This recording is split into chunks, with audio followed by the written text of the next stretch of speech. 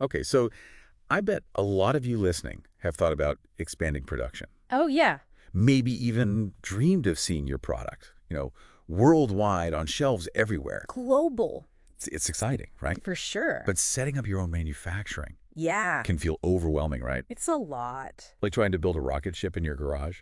It can be, Yeah. but a lot of companies use what's almost like a secret weapon, Okay. contract manufacturing. Okay. Like having this super efficient partner that takes on the whole production puzzle, hmm you can focus on the bigger picture. Yeah, but giving up that control, Right. that feels like a big leap of faith. It can. What if they don't build a product exactly how you want it? Sure. Or what if quality takes a hit? Yeah, I get it. It's a common concern. But think of it this way.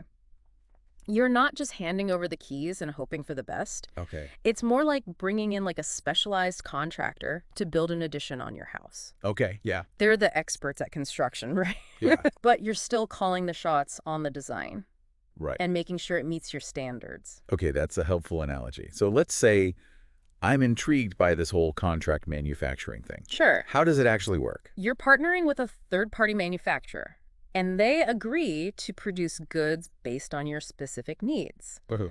You provide the blueprints, the quality standards, all the nitty-gritty details. Hmm. They handle the actual manufacturing, sourcing materials, putting it all together, Right. even packaging and sometimes shipping the final product. So it's like a custom order situation, but like on a much larger scale. Yeah, exactly. What's the main reason a company would choose this route? Yeah. Is it all about just saving money?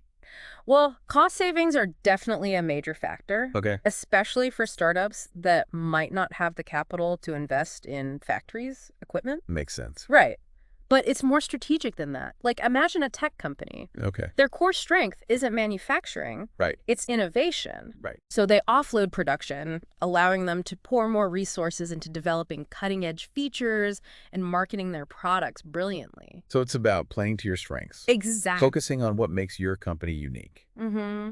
That makes a lot of sense. And this is where the Vietnam connection comes in, right? Yeah. I know you've brought a case study about an electronics company Right. that found success with contract manufacturing there. Exactly. This company was struggling with high production costs and inconsistent quality. Okay. So by partnering with a manufacturer in Vietnam, they not only reduced costs, but also gained access to a highly skilled workforce. Wow. And guess what? Yeah. Their product quality actually improved significantly. Okay. So that's one major benefit. Tapping in to specialized expertise that you might not have in-house. Absolutely. This is starting to sound pretty appealing, I have to admit. But let's be honest, there must be downsides too, right? Oh, of course. What are the potential pitfalls we should be aware of? Yeah, you're absolutely right. It's not all sunshine and rainbows. Right. One of the biggest concerns is quality control. Yeah. When you're relying on another company, making sure they maintain your standards can be a challenge. If someone's building your product halfway Yeah. across the world, how do you ensure they're not cutting corners? Right. I imagine that keeps a lot of business owners up at night. It all boils down to choosing the right partner and having really, rock solid agreements in place. Okay. You need to vet potential manufacturers carefully, looking at their track records, certifications, even visiting their facilities if possible. So due diligence is key. Absolutely. You're not just jumping into bed with the first manufacturer that offers a good price. Exactly. Yeah. And your contract needs to be incredibly detailed, outlining everything from quality standards to communication protocols to how you'll handle any disputes. Right. Think of it as a prenuptial agreement for your business. I like that analogy. But let's say you've found a seemingly great partner. You have a solid contract in place. Are there any other challenges that could pop up? Communication's another big one, Yeah. especially if there are language barriers or cultural differences. For sure. You need to make sure everyone's on the same page and that information flows smoothly. Right. It's not like you can just swing by the factory Exactly. and chat with the team if something goes wrong. Right. So clear communication protocols are essential. Okay. Investing in translation services, establishing regular check-ins, even using video conferencing can really help bridge that gap. So it sounds like building a strong relationship with your contract manufacturer It is. is just as important as having that ironclad contract. Absolutely. It's a partnership, not just a transaction. Right. And when it's done right, it can be incredibly beneficial for both sides. Okay, this is all starting to make a lot of sense. Right. We've covered the basics of how contract manufacturing works, the potential benefits, and some of the challenges. Now I'm curious about the nitty-gritty of choosing the right partner. It's like finding the perfect roommate, but for your business. Right. Where do you even begin to look for a contract manufacturer? So there are a few key things to consider first. Okay. What are your specific needs? Okay. What type of product are you making? What volume are you looking for? Right. And what's your budget? Right. Once you have a clear picture of your requirements, Okay. you can start researching potential partners. So it's not just about Googling contract manufacturers and picking the first one that pops up. Definitely not. It's a bit like dating. Okay. You need to find a good match. Okay. Industry-specific directories, trade shows, even recommendations from other businesses can be good starting points. And don't underestimate the power of LinkedIn. You can find a wealth of information and connect with people in the industry. Okay, that's helpful. So let's say you've compiled a list of potential candidates. Okay. What are the make or break factors when you're evaluating them? Quality assurance is non-negotiable. Okay. You need to scrutinize their track record, certifications, and quality control processes. Don't be shy about asking for references and examples of their work. It's your product's reputation on the line, so it makes sense to be thorough. Is it ever possible to visit the factory in person? Absolutely. In fact, a site visit is highly recommended, if possible. Okay. It gives you a chance to see their operation firsthand, meet the team, and get a feel for their culture. Okay. It's much easier to trust someone when you've seen how they work. That's a great point.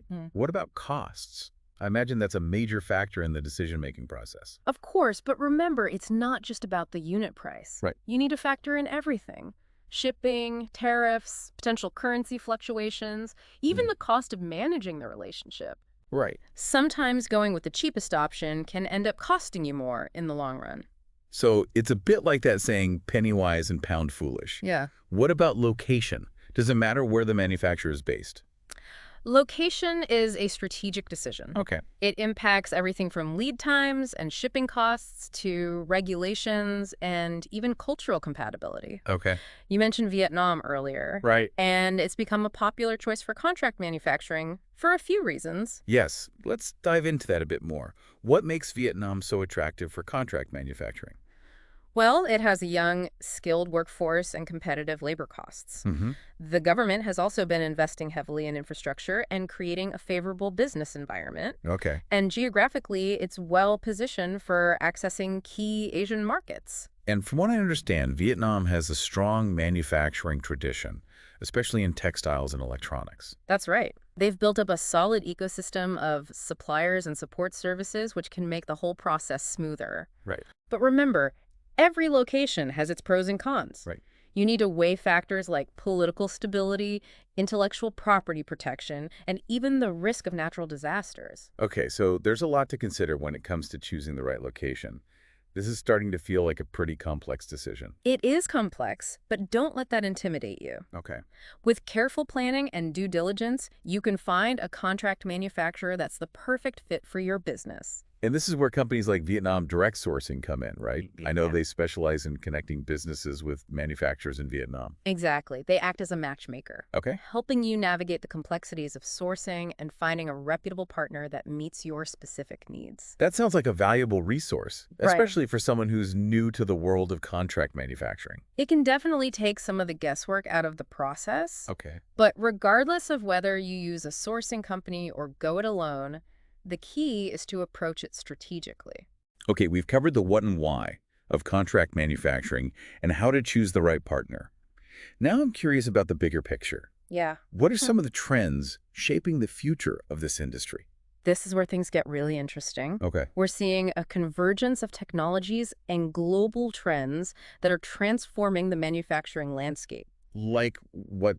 Give us a peek behind the curtain of what's coming next. Well, automation and AI are becoming increasingly prevalent. Imagine robots working alongside humans, handling repetitive tasks, and improving efficiency. Wow. We're even seeing the emergence of smart factories that can adapt and optimize production in real time based on data analysis. Wow. Robots and AI on the factory floor. Yeah. I'm picturing a scene straight out of a sci-fi movie. Right. But how does this actually translate to better products for the end consumer? Yeah, that's the key question. Automation isn't just about replacing human workers. Okay. It's about enhancing precision, reducing errors, Mm-hmm. and ultimately creating higher quality Uh-huh. products. Imagine a robot arm that can assemble tiny electronic components with incredible accuracy, Yeah. far beyond what a human hand could achieve. Okay, that makes sense. So it's not about robots taking over, but about robots and humans working together to create better products. Exactly. What else is on the horizon? Another major trend is this push for sustainability. Okay. Consumers are demanding eco-friendly products, Right.